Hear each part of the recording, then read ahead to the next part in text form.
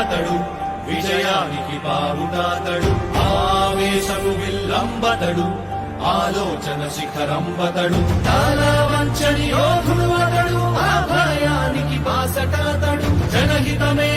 అభిమతమై సాగుతున్న గౌతముడు జననం తొలికిరణం వేగువగే ఆభరణం తలగమనం కైవేచే ప్రతి ఉదయం వినిపించే తొలి పాఠం పులకించే గురుపీఠం శోధనయే సాధనమై సాగిందో